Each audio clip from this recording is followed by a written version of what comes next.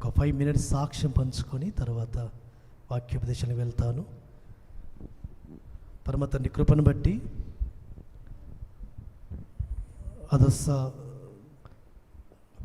నాది marriage 2010 April 5న పస్కా పండుగలలో 6వ రోజున జరిగింది. ఈదల మద్దాలి మందిరంలో సేవకుల సమక్షంలో మరియు పెద్దల సమక్షంలో. ఆ యొక్క మ్యారేజ్ ముందు జరిగిన ఒక సంఘటన పరిశుద్ధాత్మ తండ్రి గుర్తుకు తీసుకొచ్చాడు. ఈ యొక్క అదస్స అనే అమ్మాయి నాకు నిశ్చయం కాకముందుకు వేరే ఒక అమ్మాయి నాకు భార్యగా వస్తుందని, కలలు దర్శనాలు వస్తున్నాయని, ఆ కలల దర్శనాలన్నీ కూడా అవి అపవాది తీసుకొస్తుంది. నేను అవి అపవాది అని గుర్తించలేకపోయాను. అంతకుముందు ఉపవాస ప్రార్థనలలో పరమ తండ్రి పరిచర్య గురించి, ఇప్పుడు జరుగుతున్న పరిచర్య గురించి అనేకమైన దర్శనాలు కళలు వస్తున్నాయి. కాబట్టి అపవాది ఎందుకు తీసుకొస్తుంది? నాకు పరమ తండ్రి కళలు దర్శనాలు తీసుకొస్తుంది, ఆయన ఇస్తాడు కదా. అపవాది కళలు ఎందుకు ఉంటాయని నేను అపవాది అని అనుకోలేదు. కానీ అపవాది నన్ను మోసపుచ్చి సేమ్ తండ్రి కళలాగానే అపవాది కళలు కూడా ఉంటాయి, ఏం డిఫరెంట్ ఉండదు. ఆ విధంగా ఆ అమ్మాయి యొక్క ఇక మ్యారేజ్ నాకు జరుగుతుందని ఆశతో ఆమె గురించి కూడా ఉపవాస ప్రార్థన చేశాను. ఆ విధంగా అనేక విధంగా ఆమెది కూడా అదస్స ఊరే, ఆమె ఇంటి వెనకాలే ఇల్లు. ఆమె ఇంకా క్రిస్టియన్ అమ్మాయి, ఇంకా ఏమంటే ఆమెకి ఇప్పుడు హిందువు. ఆమెను చూస్తూ వచ్చాను, వీళ్ళ చక్రవర్తి గారు ఇంటి ముందు నుంచి వెళుతూ ఉండేది. ఇక ఆమె గురించి ఆశలు పెంచుకున్నాను. పరమ తండ్రి యొక్క సన్నిధానంలో ఆ అమ్మాయి ఇక నాకు మ్యారేజ్ అయిపోయినట్టు, ఇక నేను పరిచర్యలో ఆమె గురితో పాల్పొందినట్లు ఇక నేను కలలు ఊహలో వెళుతున్న ఆ సందర్భాలలో అమ్మాయి మ్యారేజ్ అయిపోయినాక కూడా నాకు అమ్మాయితో మ్యారేజ్ అవుతున్నట్టు, అమ్మాయి మ్యారేజ్ జరుగుతుంది ఒకరోజు వేరే అబ్బాయితో, హిందూ మ్యారేజ్ చేస్తున్నాడు వాళ్ళ నాన్న. ఆ సందర్భంలో కూడా జనార్దన్ అన్న మరియు చక్రవర్తి గారు మాట్లాడుకుంటున్నారు. ఈ అమ్మాయి మ్యారేజ్ అప్పటికైనా ఆగిపోయి దయాకర్తో మ్యారేజ్ కావాలని వాళ్ళ యొక్క సంభాషణ అది. నేను కూడా అమ్మాయి మ్యారేజ్ అయిపోయినాక కొన్ని నెలలు కూడా అయిపోయింది, అయినప్పటికీ కూడా అమ్మాయితో మ్యారేజ్ జరుగుతుంది. అంటే అపవాది ఎలా భ్రమలో తీసుకొచ్చిందంటే అలా తీసుకొచ్చింది.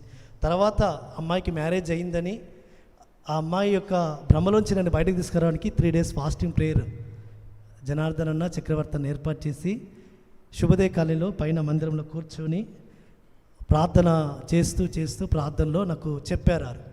చెప్పిన వెంటనే అపవాది నాకు తీసుకొచ్చిన ఆలోచన ఏంటంటే, ఇక నీవు ఎందుకు నీ ప్రార్థన పరమ తండ్రి వినలేదు, నీ ఆలోచనలు నీ యొక్క మాటలు అవన్నీ కూడా పరమ తండ్రి సన్నిధిలో నువ్వు ఉపవాసం ఉండి ప్రార్థన చేస్తూ వచ్చావు, ఎందుకు ఇక నీవు బ్రతికేందుకు అని ఆత్మహత్య ప్రేరేపణకు తీసుకొచ్చింది.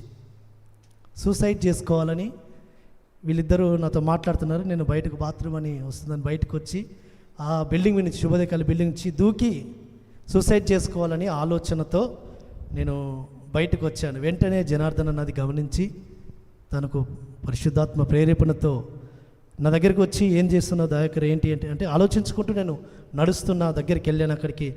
అప్పుడు చేయి పట్టుకొని ఆపి, ఏంటి నువ్వు చేస్తున్న పిచ్చి పని అది అని గద్దించి తీసుకొచ్చాడు. పరమ తండ్రి కనుక తోడుగా ఉండకపోతే, పరిశుద్ధాత్మ తండ్రి సహాయం చేయకపోతే ఆ దినమున సూసైడ్ చేసుకొని చనిపోవాలనే ఆలోచనలో ఉన్నాను. అంటే అపవాది కళలు ఏ విధంగా తీసుకొస్తాయి అంటే చివరికి మనల్ని మరణానికి అంటే భ్రమపరుస్తుంది. సేమ్ తండ్రి కళలాగానే ఉన్నది. అలాంటి ఆ స్థితిలో పరమ తండ్రి సన్నిధిలో నేను చెప్తున్నాను, సూసైడ్ చేసుకోవాలని ఆలోచన చేశాను. కానీ పరమ తండ్రి కాపాడాడు. పరమ తండ్రి నన్ను ఆయన బ్రతికిచ్చాడు. సేవకుల ద్వారా ఆలోచన విరమింపజేసి మళ్ళా తిరిగి ప్రార్థన చేస్తూ వచ్చి పరమ తండ్రి యొక్క సన్నిధానంలో నుంచి అంతకంటే శ్రేష్టమైన బహుమానము పరమ తండ్రి దగ్గర నుంచి పొందుకున్నాను. ఆ అమ్మాయి అయినా మళ్ళా తర్వాత హిందువులోకి వెళ్ళిపోయింది, మ్యారేజ్ చేసుకుని హిందువులోకి వెళ్ళిపోయింది. కానీ హిందువులో నుంచి వచ్చిన అమ్మాయి అదస్సాను అంటే విగ్రహారాధన నుంచి వచ్చిన అమ్మాయిని పరమ తండ్రి నాకు బహుమానంగా ఇచ్చి, ఎందుకంటే పరమ తండ్రి సన్నిధానంలో చెప్తున్నాను, ఒక మంచి సహకారం పరిచర్యలో సహకారం అందించే ఒక అమ్మాయిని నాకు పరమ తండ్రి భార్యగా ఇవ్వడము అది పరమ తండ్రి కృప. అదే మాదిరిగా పరమ తండ్రి సన్నిధిలో పిల్లలు కూడా, యశీలు కూడా చిన్న కుమారుడు సబ్బాతు రోజునే జన్మించడం. ఎందుకంటే సబ్బాతు గురించి పరమ తండ్రి సన్నిధిలో ఒక సాక్ష్యం కూడా గుర్తుకొస్తుంటుంది. నాకు హెర్నియా సర్జరీ 2 సర్జరీలు అయ్యాయి. ఫస్ట్ సర్జరీ ఆలేరులో జరిగింది. సబ్బాతు రోజు సర్జరీ అని డాక్టర్ డిసైడ్ చేశాడు. శనివారం సబ్బాత్ అని డాక్టర్ డిసైడ్ చేసిన దాన్ని అదస్స ఎందుకో ఈరోజు వద్దండి, సబ్బాతు రోజు వద్దు అన్నప్పటికీ కూడా నేను ఏం కాదులే, గోతిలో పడ్డ గొర్రెను మనం తీయరా, సబ్బాతు రోజు తీయరా అని ఆమెకు చెప్పి నచ్చజెప్పి సబ్బాతుకు రోజు కూడా సర్జరీ కొరకు నేను ప్రిపేర్ అయిపోయాను. కానీ పరమ తండ్రి యొక్క కృపను బట్టి అంటే ఇక ఫ్రైడే రోజు మొత్తం అన్నీ సిద్ధపరిచారు, సిగ్నేచర్ కూడా చేయించుకున్నారు. సబ్బాతు రోజు మార్నింగ్ పగలు సమయంలో నేను సర్జరీ థియేటర్కి వెళ్ళక ముందు ఒక్కసారి డాక్టర్ని అడిగాను, డాక్టర్ గారు ఈరోజు ఏమన్నా పోస్ట్ పోన్ చేయగలుగుతారా? అదస్స ఒత్తిడి చేస్తూ ఉంది, ఈరోజు వద్దండి అంటే సరేలే నీ ఇష్టం, నువ్వు ఎప్పుడంటే అప్పుడే అని. ఆయన మా నాన్నకు ఫ్రెండ్ అనమాట, డాక్టర్ ఆలేరులో ఉంటాడు, మా నాన్నతో కలిసి చదువుకున్న డాక్టర్ ప్రభాకర్ అని. ఆయన సరే నీ ఇష్టం, అయితే మండే చేసుకుంటావా అన్నాడు. సరే అని ఆ మండే రోజున ఆ విధంగా జరిగింది. సండే రోజు అనగా మళ్ళీ సబ్బాతు సండే 2 రోజులు మళ్ళీ చర్యలకు వచ్చి మండే రోజు చేయించుకోవడం జరిగింది. సేమ్ మళ్ళీ సెకండ్ హెర్నియా సర్జరీ కూడా ఉస్మానియా సర్జరీ హాస్పిటల్లో జరిగింది. ఆ డాక్టర్ ప్రొఫెసర్ పెద్ద ఆయన, చాలా పెద్ద ఆయన కూడా శనివారం రాశాడు. అప్పుడు నేను వివేక్ ఆంటీకి ఈ సాక్ష్యం చెప్పి తర్వాత ఆంటీతో రిక్వెస్ట్ చేశాను, ఆంటీ వీలుగా దయాకర్ అది అని చెప్పింది. కాదంటీ చూడండి అని. ఆంటీ భయపడకుండా, ఆయన దగ్గరికి పోవాలంటే చాలా పెద్ద డాక్టర్ ఆయన కింద ఒక 40-50 మంది డాక్టర్స్ ఉంటారు. ఆయన ప్రొఫెసర్ హెడ్ ఆయన దగ్గరికి ఆంటీ భయపడకుండా వెళ్ళింది. ఫ్రైడే రోజు సాయంత్రం 3-4 ఆ టైంకు నన్ను సర్జరీ కొరకు ముందుగా అన్ని టెస్టులు చేపిస్తున్నాడు స్టూడెంట్స్తో. అప్పుడు ఆంటీ దగ్గరికి వచ్చి, డాక్టర్ దగ్గరికి వచ్చి, మా అబ్బాయి కొంచెం రేపు ప్రేయర్ ఉందండి, కొంచెం మాకు రేపు వీలు కాకుండా మండే రోజు చేస్తారా అని డాక్టర్ని రిక్వెస్ట్ చేసింది. ఆయన కూడా సరే నీ రిక్వెస్ట్ ప్రకారం ఓకే అని ఆయన కూడా సిగ్నేచర్ చేసి ఆయన కూడా పంపాడు. 2 సార్లు కూడా హెర్నియా సర్జరీ సబ్బాతు రోజు జరగవలసింది, అది పోస్ట్ పోన్ జరిగింది, మండే రోజు జరిగింది. పరమ తండ్రి నీకు స్తోత్రం. కాబట్టి ఈ విధంగా సబ్బాతు దినమున ఆయన సన్నిధానంలో అనగా కృప చూపించిన తండ్రి, సబ్బాతు రోజున తండ్రి నేను ఒక బహుమానం నీ నుంచి ఆశపడుతున్నానని ఆయన సన్నిధిలో ప్రార్థించుకున్నాను. కాబట్టి సబ్బాతు రోజునే యశీలు పుట్టాడు. మార్నింగ్ 10 to 10:30 ఆ టైంలో. మార్నింగ్ 8 o'clockకి ఆమెకు ఆ యొక్క నొప్పులు స్టార్ట్ అయినాయి. 9 కల్లా హాస్పిటల్కి వెళ్ళాము. 9 to 10 మధ్యలో అనగా ఆ యొక్క నొప్పులతో భరించింది. 10 to 10:30 మధ్యలో నార్మల్ డెలివరీ అయితే వచ్చింది. పరమ తండ్రి నీకు స్తోత్రం. కాబట్టి పరమ తండ్రి సన్నిధానంలో అంటే మేము బాగా అనుకుంటుంటాము, సబ్బాతు రోజున పరమ తండ్రి మాకు ఇచ్చిన ఒక గిఫ్ట్ పరమ తండ్రి సన్నిధిలో. అంటే సబ్బాతు దినమును మనం ఎంతగా మనము ఘనపరిస్తే, ఆశీర్వదిస్తే, దీవిస్తే పరమ తండ్రి ఆయన మన యొక్క రుణమును ఉంచుకోడు. మన రుణము ఆయన ఉంచుకోడు. ఏదో విధానంలో, ఏదో రూపంలో పరమ తండ్రి తనకు ఆయన నచ్చిన విధానంలో బహుమానం ఇస్తాడు. కాబట్టి ఆ బహుమానమును పొందుకున్న పరమ తండ్రి, ఎందుకంటే గర్భఫలము ఆయన ఇచ్చు బహుమానం. కాబట్టి పరమ తండ్రి సన్నిధిలో ఆ బహుమానం పొందుకున్నాం. పరమ తండ్రి నీకు స్తోత్రం, పరమ తండ్రి నీకు స్తోత్రం. సో లేఖన భాగంలోకి వెళదాము. పరిశుద్ధ గ్రంథంలో నుంచి యెషయా గ్రంథము 60వ అధ్యాయము 62వ అధ్యాయం 62వ అధ్యాయము 11వ వచనం. యెషయా గ్రంథము 62వ అధ్యాయము 11వ వచనము. ఆలకించుడి, విన్సెంట్ సెల్సిలో ప్రార్థన చేయాల్సిందిగా కోరుతూ వస్తున్నాం. ఆలకించుడి, బుదిగంతముల వరకు యెహోవా సమాచారం ప్రకటింపజేసి ఉన్నాడు. ఇదిగో రక్షణని ఎద్దుకు వచ్చుచున్నది, ఇదిగో ఆయన ఇచ్చు బహుమానము ఆయన యొద్దనే ఉన్నది, ఆయన ఇచ్చు జీతము ఆయన తీసుకొని వచ్చుచున్నాడని సియోను కుమార్తెకు తెలియచేయడి. ప్రార్థన చేసుకుందాం.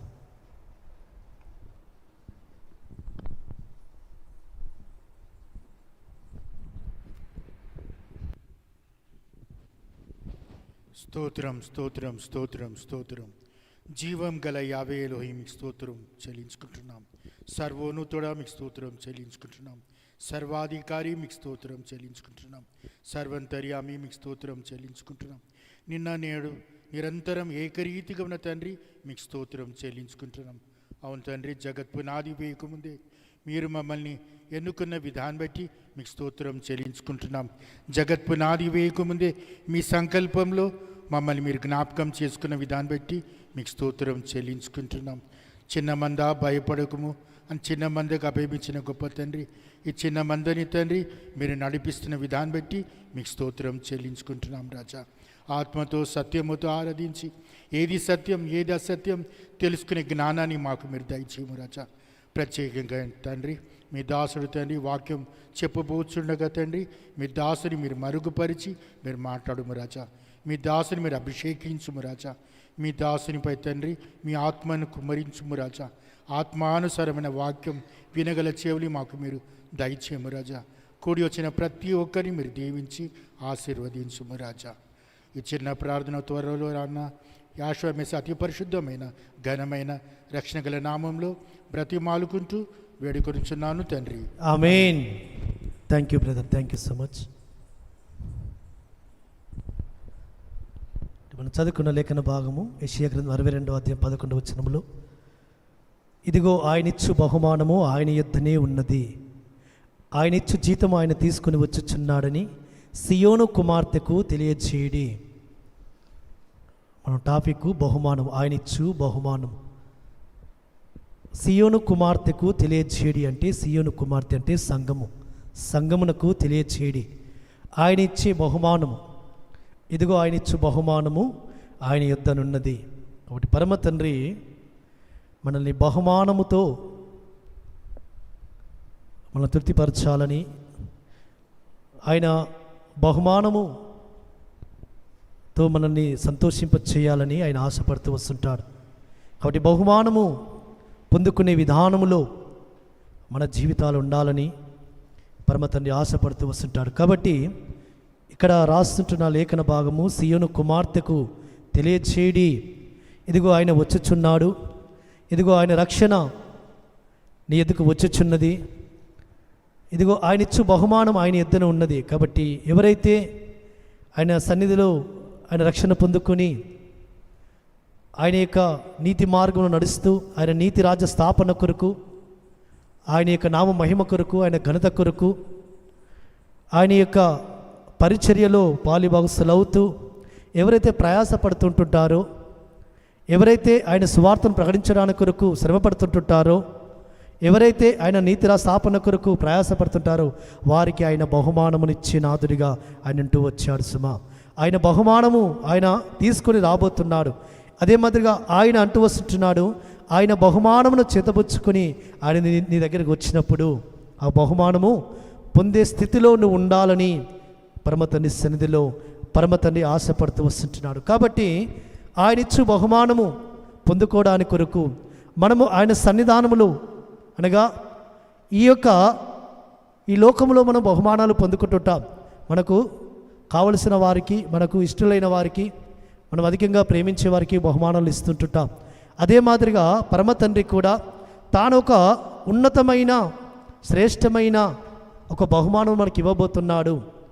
ఆ బహుమానం మనం పొందుకోవడానికి కొరకు మనం ఏ విధంగా ప్రయాసపడాలి, ఏ విధంగా శ్రమపడాలి, ఏ విధంగా మనం ఈ లోకంలో ఆ బహుమానం పొందుకోవడానికి కొరకు ఏ స్థితిని మనం కలిగి ఉండాలి అనేది కొన్ని మాటలు మనం చూసుకుందాం.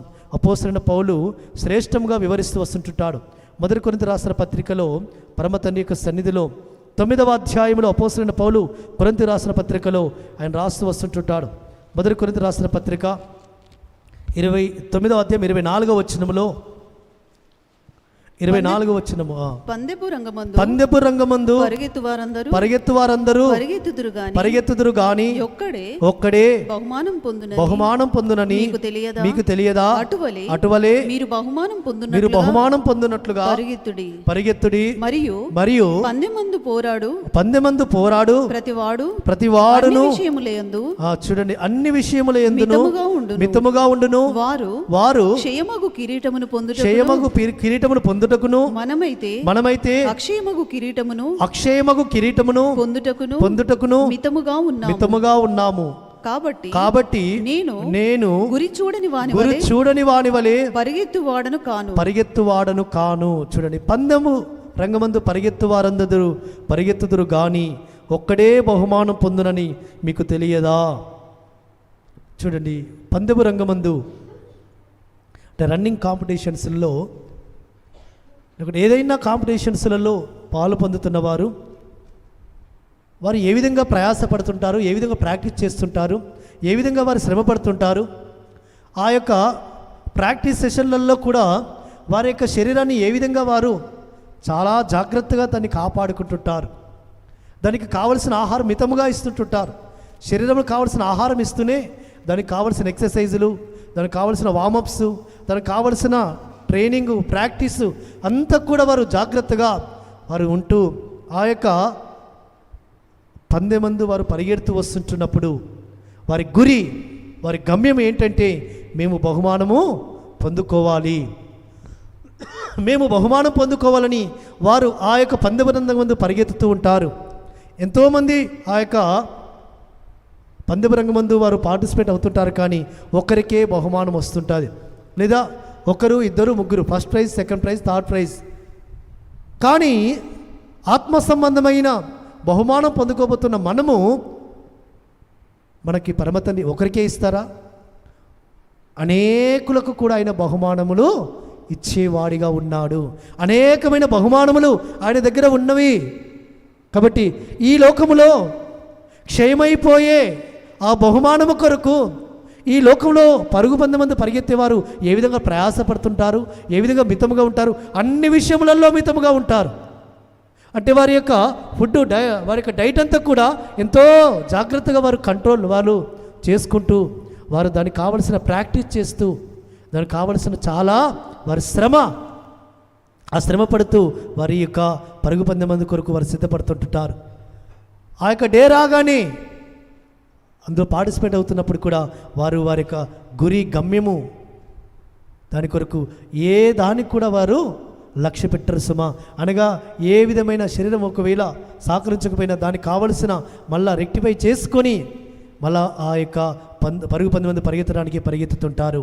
కానీ మనము ఆత్మ సంబంధమైన బహుమానం పొందుకోవడానికి కొరకు పరమతని మనకు అనుగ్రహించబోయే బహుమానము క్షయము కానిది అక్షయమయ్యే కిరీటాన్ని మనము పరమతండ్రి సన్నిధానంలో మనం బహుమానముగా పొందుకోబోతుంటున్నాం.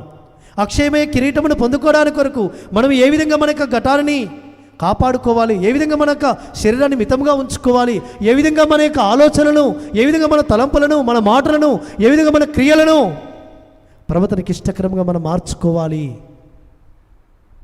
కాబట్టి అందుకే అపోస్తలుడైన పౌలు ఏమంటున్నాడంటే, కాబట్టి నేను గురి చూడని వలె పరిగెత్తువాడను కాను, కానీ గాలిని కొట్టినట్టు నేను పొట్లాడడం లేదు. కానీ ఒకవేళ ఇతరులకు ప్రకటించిన తర్వాత నేను భ్రష్టుడైపోతునేమో అని నా శరీరమును నలగొట్టి దాన్ని లోపరుచుకొనుచున్నాను.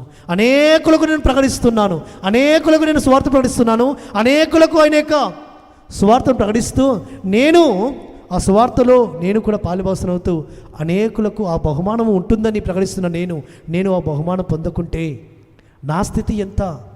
నేను ఏ విధంగా భ్రష్టుడైపోతునేమో అని, ఒకవేళ బహుమానం పొందకుండా నాలో ఏదైనా అడ్డగిస్తుందేమో అని, నా శరీరం ఎక్కడైనా అడ్డగిస్తుందేమో అని నా శరీరాన్ని ఏం చేస్తున్నానంటే దాన్ని నలగొట్టుకొనిచున్నాను, దాన్ని లోపరుచుకొనిచున్నాను. దాన్ని నేను ఏం చేస్తున్నానంటే నా శరీరాన్ని దినదినము నేను నలగొట్టుకొనిచున్నాను అంటున్నాడు. కాబట్టి ఈ లోకములో, ఈ భూమి మీద క్షయమైపోయే దాని కొరకే మనుషులు తమ శరీరాన్ని నిలగొట్టుకుంటుంటారు. దాని శరీరాన్ని వారు అనేక విధాలుగా దాన్ని లోపరుచుకుంటుంటారు, అనేక విధాలుగా ప్రయాసపడుతుంటారు. ఆత్మ సంబంధమైన బహుమానము, క్షయము కాని బహుమానము పొందుకోవడానికి కొరకు మనం ఎంతగా ఇంకా ప్రయాసపడాలి, ఇంకా ఎంతగా మనము ఈ యొక్క భూమి మీద మనం ఏ విధంగా మితముగా ఉండాలి అన్ని విషయాలలో అనేది మనం ఒకసారి జ్ఞాపకం ఉంచుకోవాల్సిన అవసరం ఎంతైనా ఉంది సుమా. కాబట్టి పరమతండ్రి యొక్క సన్నిధిలో మన యొక్క ఆత్మీయమైన జీవితంలో ఇది పోరాటం. కాబట్టి ఇది ఆత్మ సంబంధమైన పోరాటం. ఈ పోరాటంలో మనము ఏ విధంగా ఉండాలంటే చాలా జాగ్రత్తగా మన ఘటాన్ని పరిశుద్ధంగా కాపాడుకోవాలి. కాబట్టి మన శరీరేచ్ఛల ప్రకారముగా, మన శరీర ఆశలు కోరుతున్న ప్రకారముగా మనం వెళ్ళడానికి వీలు లేదు సుమా. మన శరీరేచ్ఛలు ఏదైతే దేనైతే ఆశపడుతున్నాయో దాని ప్రకారం మనం వెళితే మనం బహుమానం పొందుకోము. కాబట్టి బహుమానం పొందుకోవడానికి కొరకు మనం పిలబడ్డాము. బహుమానం పొందుకోవడానికి కొరకు మనం ఈ యొక్క పందెపు రంగమందు మనం నిలబడి ఉన్నాం. కాబట్టి నిలబడిన మనము తుది వరకు మన గురి, మన గమ్యము చేరేంత వరకు మనం ఏం చేయాలంటే ఈ లోకంలో మనము ప్రయాసపడాలి ఆడిచ్చే బహుమానం పొందుకోవడానికి కొరకు. కాబట్టి మనం ఏం చేయబడాలంటే అన్ని విషయములలో మనము కూడా మితముగా ఉండవలసిన వారమై ఉన్నాము సుమా.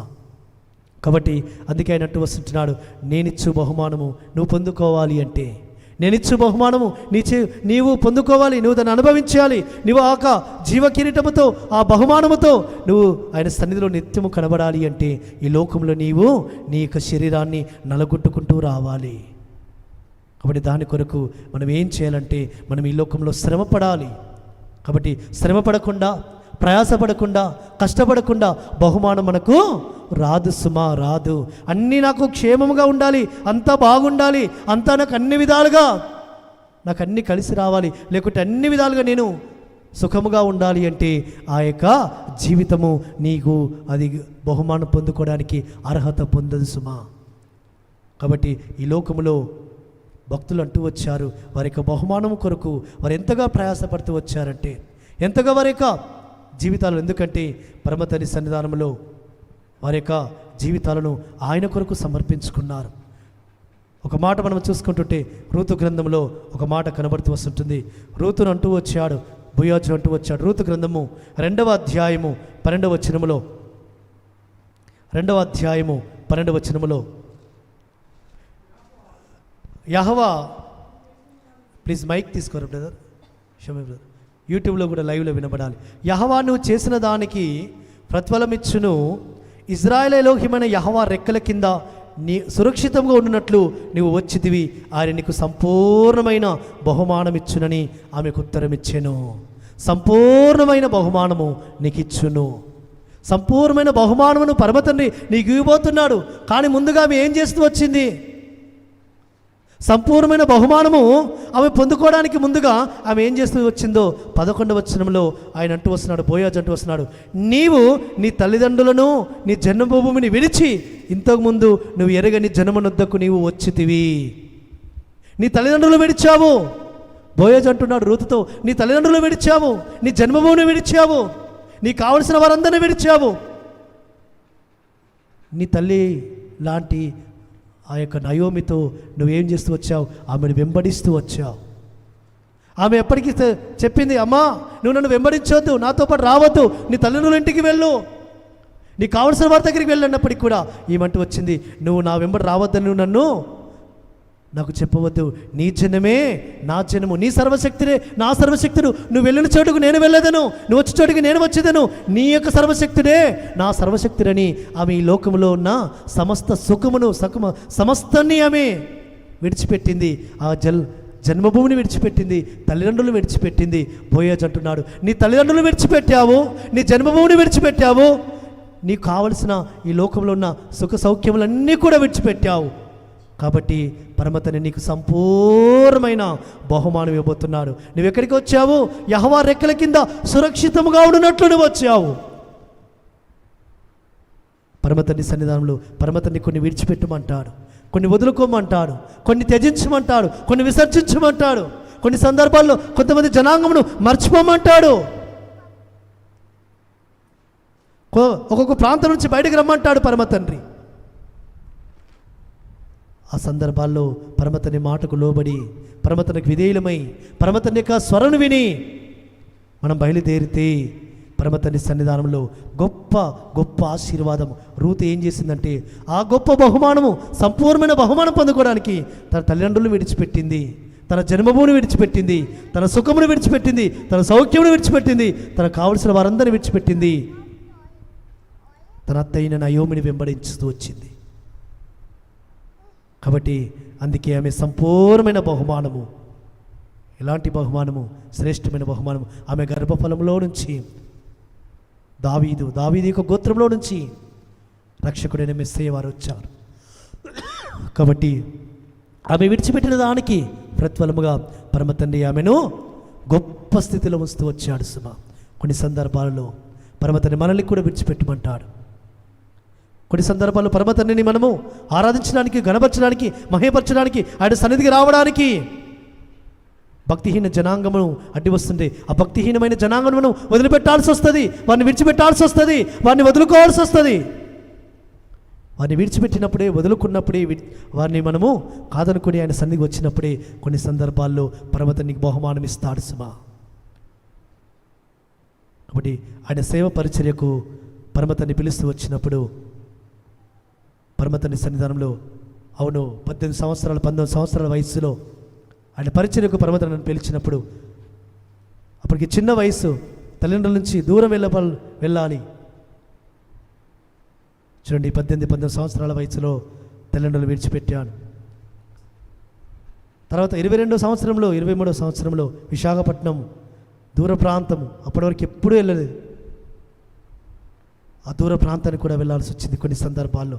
అక్కడ ఆ కష్టము, ఆ బాధ, ఆ శ్రమ ఒక ఇంట్లో పని మనిషిలాగా, విశాఖపట్నంలో ఒక సేవకుని గృహంలో పని మనిషిలాగా పనిచేస్తూ వచ్చాను ఒక 1 year పాటు.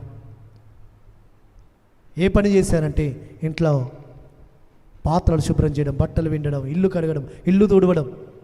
1 year పాటు, 1 సంవత్సరం పాటు. నన్ను చూడడానికి మా బాపు వచ్చాడు ఒకరోజు, ఏడ్చాడు, కన్నీళ్ళు పెట్టుకున్నాడు. ఏంటిది అని. అవును, దీని కొరకు. ఇదే కాదు, ఆ విధంగా హెబ్రోన్లో ట్రైనింగ్ ఇంకా ఏ విధంగా ఉంటుందంటే బాత్రూమ్స్, లెట్రిన్స్ కడిగిపోయడం, అక్కడ పాత్ర శుభ్రపడం.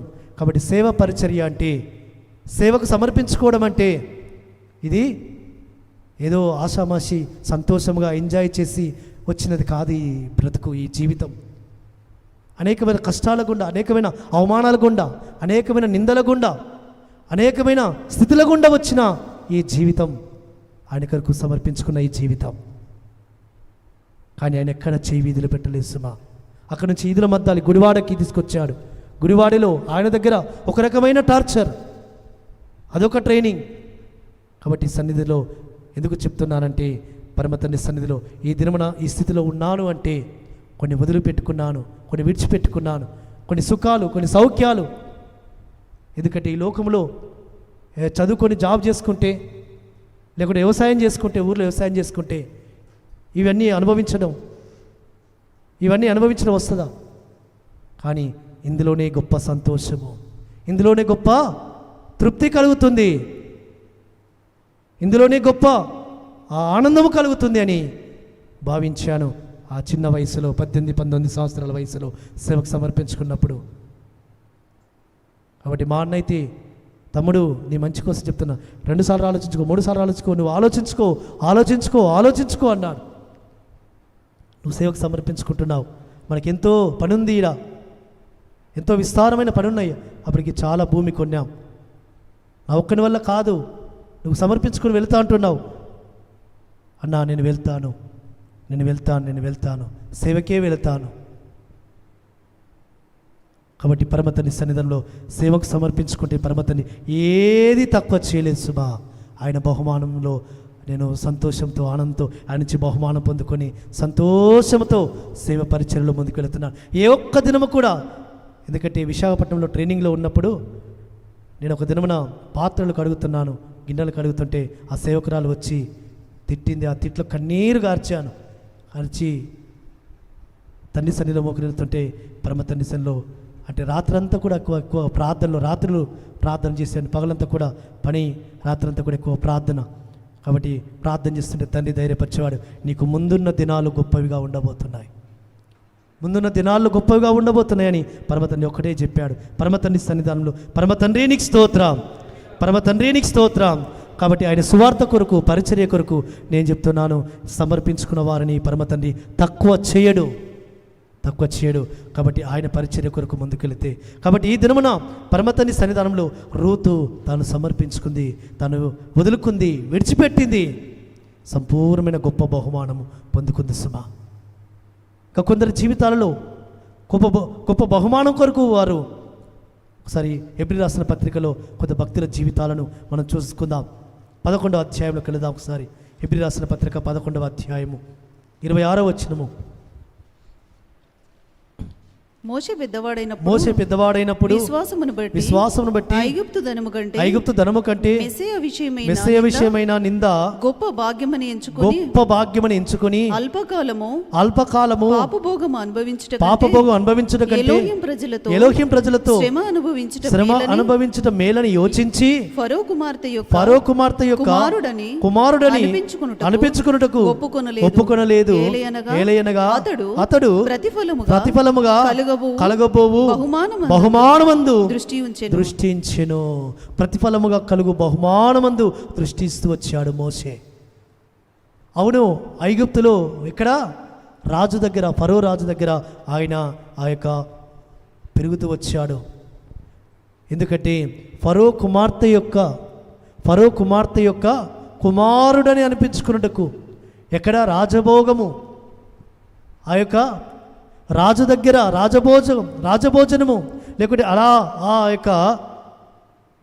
ఆ స్థితి చూడండి.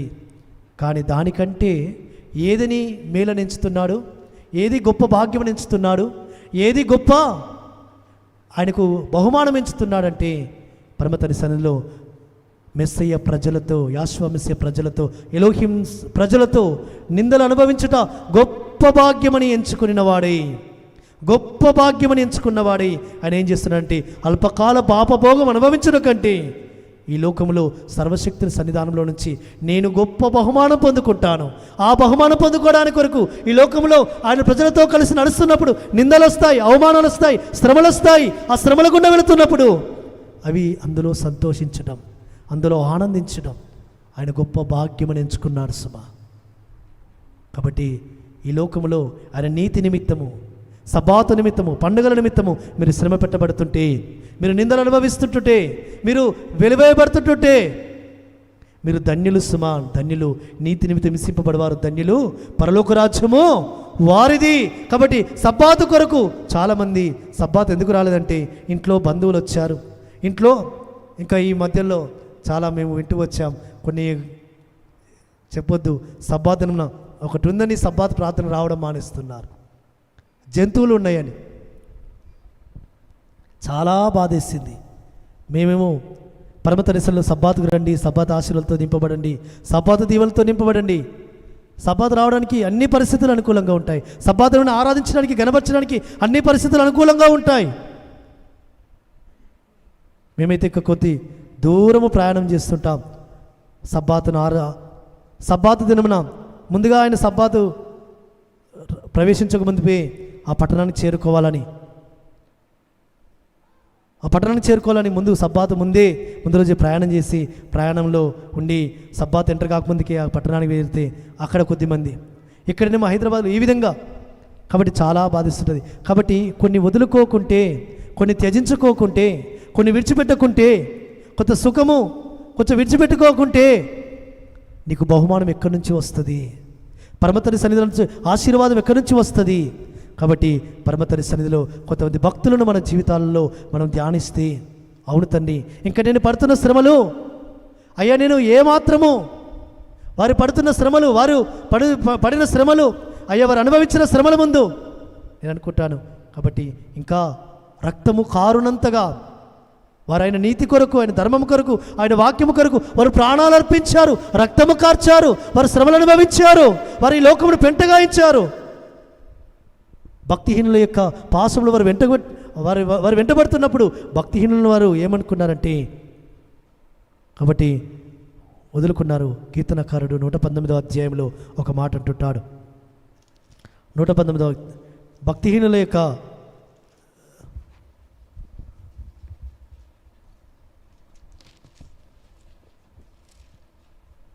119వ కీర్తన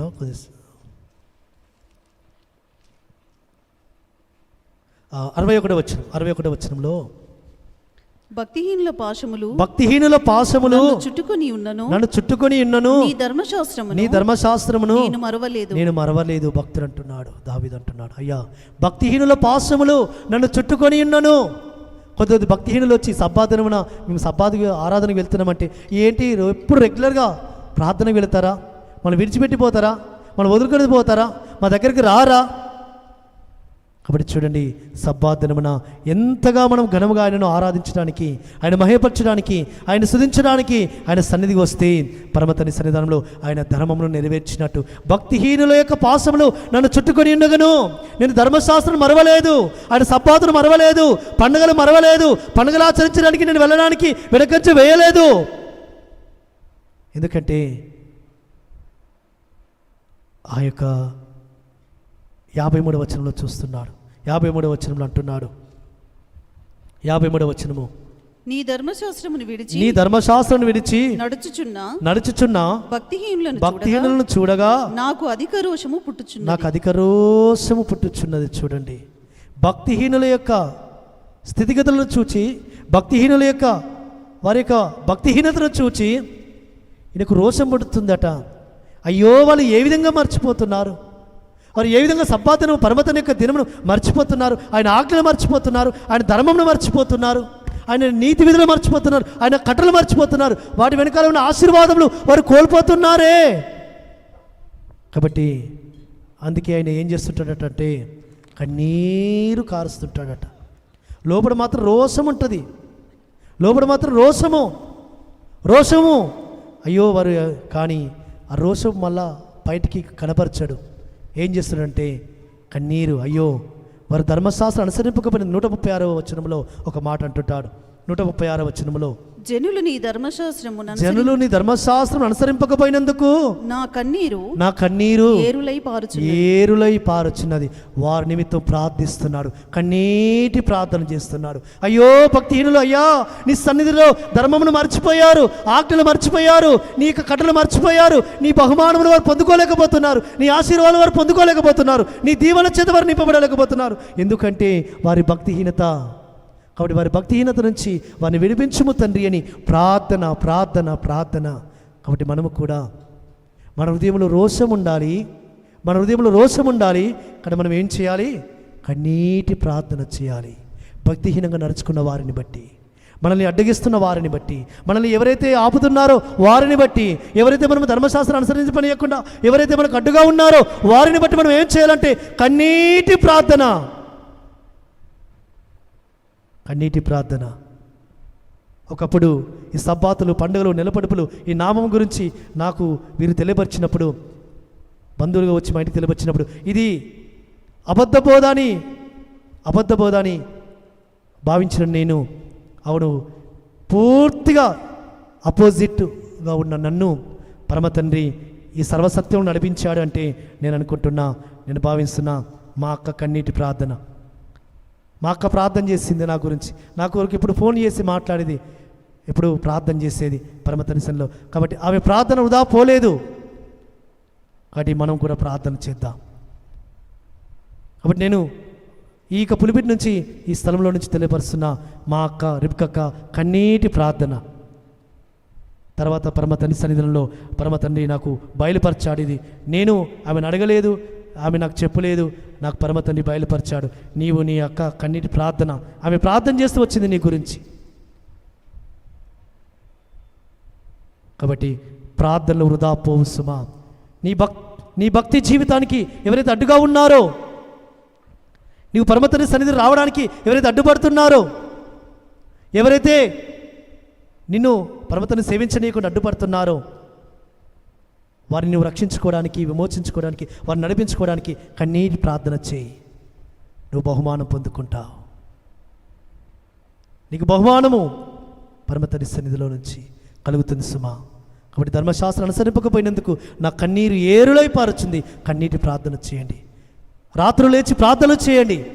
అర్ధరాత్రులు నేను మేలుకొని వాడను అంటున్నాడు పరమ తండ్రి సన్నిధానంలో. భక్తిహీన స్థితిలో వాళ్ళు ఆ భక్తిహీనతలోనే పడి నశించిపోకుండాలంటే మనం ఏం చేయాలంటే కన్నీటి ప్రార్థన చేయాలి. కాబట్టి ప్రార్థన మన జీవితాన్ని గొప్ప స్థితికి మారుస్తుంది. కన్నీటి ప్రార్థన. కాబట్టి నీ జీవితంలో, మన జీవితంలో దయచేసి బహుమానమును పొందుకోవాలి అంటే మన ప్రయాసము ఏంటి? కన్నీటి ప్రార్థన. మన పందెం ఏంటి? మన పరుగు పందెం ఏంటి అంటే ప్రార్థనా జీవితము, పోరాటం, ప్రార్థన పోరాటం. యాకోబు ఎక్కడ పోరాడుతున్నాడు? అయ్యో, యాకోబు ఎక్కడ పోరాడుతున్నాడు? ఎక్కడ తన పోరాటం? ప్రార్థనలో పోరాటం. నువ్వు నన్ను ఆశీర్వదిస్తేనే కానీ, నువ్వు నన్ను దీవిస్తేనే కానీ, నువ్వు నన్ను అయ్యా బలపరుస్తేనే కానీ నేను నిన్ను పోనీయను. కాబట్టి అందుకే యెషయా గ్రంథం 49వ అధ్యాయంలో 4వ వచనంలో ఒక మాట అంటూ వస్తున్నాడు భక్తుడు. యెషయా గ్రంథము 49వ అధ్యాయం 4వ వచనంలో, అయినను వ్యర్థముగా నేను కష్టపడి తిని ఫలమేమీ లేకుండా నా బలమును వృధాగా వ్యయపరచుకుని అనుకుంటుని నాకు న్యాయకర్త యెహోవాయే నా బహుమానము నా ఎలోహిం యొద్దనే ఉన్నది. నాకు బహుమానము ఎలోహిం యొద్దనే ఉన్నది. నేను వృధాగా అయ్యా ప్రయాసపడ్డాను అనుకుంటున్నావేమో, నేను వ్యర్థంగా కష్టపడ్డాను అనుకుంటున్నావేమో. కాబట్టి ఆయన సన్నిధిలో నువ్వు ప్రయాసపడిన, నువ్వు కన్నీటి ప్రార్థన, ఆ ప్రయాసము, ఆ శ్రమ, నిద్రలు మానుకొని కన్నీటితో నువ్వు ప్రార్థన చేయి, ఒంటరిగా ప్రార్థన చేయి. ఆ ప్రయాసము, ఆ శ్రమ పరమతని నీకు తగిన బహుమానం ఇస్తాడు. నాకు న్యాయకర్త యెహోవాయే అని ఆయన పాద చేత కనిపెట్టు నువ్వు, ఆయన తప్పక నీకు న్యాయము జరిగిస్తాడు సుమా. నాకు బహుమానం ఆయన యుద్ధనే ఉన్నదని నువ్వు ఆయన సన్నిధిలో కనిపెట్టు. కాబట్టి ఇక్కడ అంటున్నాడు భక్తుడు, అయ్యా ఫలమేమీ లేకుండా నా బలమును వృధాగా వేపర్చును అనుకుంటుని. కాబట్టి కొన్ని సంవత్సరాలు పడుతుంది. కాబట్టి నీ జీవిత పాలిభాగస్తురాలు ప్రార్థనకు రావడం లేదేమో, నీ జీవిత పాలిభాగస్తుడు నీ భర్త ప్రార్థనకు రావడం లేదేమో. సంవత్సరాలైనా సరే ప్రార్థన చేస్తూనే ఉండు, కన్నీరు ప్రార్థన చేస్తూనే ఉండు. పరమ తండ్రి ఒక దినమున దర్శిస్తాడు, నీకు న్యాయం జరిగిస్తాడు. కాబట్టి న్యాయకర్త అయిన ఆలస్యమవుతుందేమో కానీ ఆయన అలక్ష్యం మాత్రము చెయ్యడు సుమా. ఎందుకంటే పరమ తండ్రి సన్నిధిలో ఒక మాట ఉంది. యెషయా గ్రంథం 30వ అధ్యాయము 18వ వచనము 19వ వచనంలో ఒక మాట అంటున్నాడు. కావున మీ యందు దయచూపవలనని యెహోవా ఆలస్యం చేయుచున్నాడు, మిమ్మును కరుణింపవలనని ఆయన నిలబడి ఉన్నాడు. యెహోవా న్యాయము తీర్చు సర్వశక్తుడు, ఆయన నిమిత్తము కనిపెట్టుకుని వారందరూ ధన్యులు. చూడండి, మిమ్మల్ని కరుణింపవలనని ఆయన ఆలస్యము చేయుచున్నాడు. కాబట్టి కొన్నిసార్లు మన ప్రార్థనకు ఆలస్యం అవుతుంటుంది. వెంటనే మనకు బహుమానం వెంటనే రాకపోవచ్చు, ప్రతిఫలం వెంటనే రాకపోవచ్చు, వెంటనే జవాబు రాకపోవచ్చు, వెంటనే రాకపోవచ్చు, ఆలస్యం అవుతుంది. కానీ మీకు శ్రేష్టమైనది ఇవ్వడానికి కొరకు, శ్రేష్టమైన స్థితిలో మీ జీవితాన్ని మలచడానికి కొరకు, శ్రేష్టమైన స్థితిలో అనేకులకు మీ యొక్క జీవితము ద్వారా మేలు కలగడానికి కొరకు, అనేకులకు మీ జీవితము ద్వారా ఒక మంచి సాక్ష్యము ఇప్పించడానికి కొరకు పరమతను ఏం చేస్తుంటాడంటే ఆలస్యం చేస్తుంటాడు సుమా. కాబట్టి యెహోవా సన్నిధిలో కనిపెట్టుకుని ప్రార్థన చేయండి. ఆయన తప్పక న్యాయము జరిగించినాదుడు. యెహోవా న్యాయం జరిగిస్తాడు, ప్రతిఫలం ఇస్తాడు, బహుమానం ఇస్తాడు. కాబట్టి అందుకే భక్తుడు ఏమంటున్నాడంటే ఆయన నిమిత్తము కనిపెట్టుకుని వారందరూ ధన్యులు. కాబట్టి ఆయన నాకు బహుమానం ఇస్తాడని ఎవరైతే ప్రయాసపడుతుంటారో, ప్రార్థనలో ప్రయాసపడుతుంటారో, ఎవరైతే ఉపవాసముతో కన్నీరుతో ఆయన సన్నిధిలో ప్రయాసపడుతుంటారో ఆయన తగిన ఆశీర్వాదము, తగిన దీవెన, తన ప్రతిఫలము ఆయన ఇచ్చేవాడిగా ఉన్నాడు సుమా. కాబట్టి అందుకే అపోస్తలుడైన పౌలు ఒక శ్రేష్టమైన మాట అంటుంటాడు. హెబ్రీ రాసిన పత్రిక 10వ అధ్యాయం 35వ వచనంలో ఒక మాట అంటుంటాడు. 10వ అధ్యాయం 35వ వచనంలో, కాబట్టి ఈ ధైర్యమును విడిచిపెట్టకుడి, దాని ప్రతిఫలముగా గొప్ప బహుమానము కలుగును. మీరు ఎలోహిం చిత్తమును నెరవేర్చిన వారై వాగ్దానం పొందు నిమిత్తము మీకు ఓరిమి అవసరమైనది చాలండి. కాబట్టి మీ ధైర్యమును విడిచిపెట్టకుడి. ఎప్పుడూ ధైర్యముతో ఆయన సన్నిధానంలోకి వెళ్ళి ప్రార్థన చేస్తూ ఉండండి. కాబట్టి పరమతని సన్నిధిలో తగిన ఫలం మీరు పొందుకుంటారు, గొప్ప బహుమానం మీకు కలగబోతుంది. కాబట్టి దానికి మీకు కావలసింది మీరు ఓర్పుతో ఆయన సన్నిధిలో కనిపెట్టుకుని ప్రార్థన చేయండి. ఇది ఎలోహిం చిత్తము. ఓర్మి కలిగి ఉండడము, సహనము కలిగి ఉండడము, పరమతని సన్నిధిలో కనిపెట్టడము, ఓర్మి కలిగి ఉండడం అంటే పరమతని చిత్తాన్ని నువ్వు నెరవేరుస్తున్నావు. తొందరపాటుతుంటారు చాలామంది. వెంటనే బహుమానం కలగలేదని, వెంటనే ప్రతిఫలం రాలేదని, వెంటనే నేను అడిగిన దాన్ని పరమతనకి ఇవ్వలేదని కొంతమంది తప్పటడుగులు వేస్తుంటారు. అది ఆయన చిత్తము కాదు సుమా. ఆయన చిత్తం ఏంటంటే నీవు ఎంతవరకు కనిపెట్టాలో కనిపెట్టు అని పరమతండ్రి ఎదురు చూస్తూ ఉంటాడు. కాబట్టి దాని కొరకు నీవు ధైర్యముగా ఉండు. పరమతండ్రి సన్నిధానంలో తగిన ఆశీర్వాదము, తగిన దీవెన పరమతండ్రి నీకు ఇచ్చేవాడిగా ఉంటున్నాడు సుమా. కాబట్టి ఎలోహిం సన్నిధిలో ఆ విధంగా మీ బహుమానము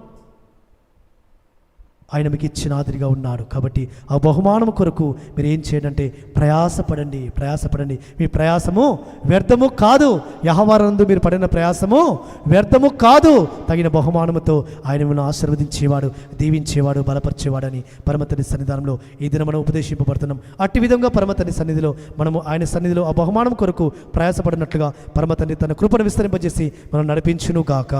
ఆమేన్. పరమతండ్రి మాట మన వెనుకలో దీవించును గాక. ఆమేన్.